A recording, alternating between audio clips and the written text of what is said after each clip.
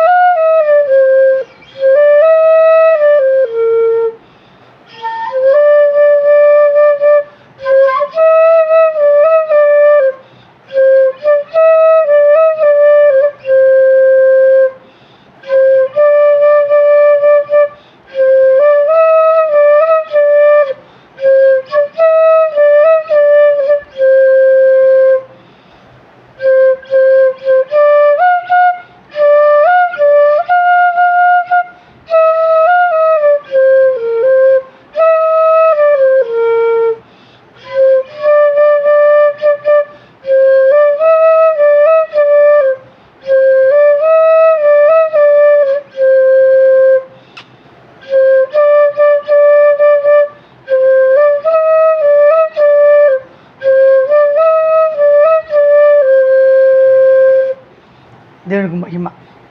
అసలు మనం ఈ పాట పాడటానికి అర్హులం కాదు, కానీ ప్రభువారు చుట్టుపట్టి కృపను బట్టి ఈ పాట పాడటం జరుగుతుంది.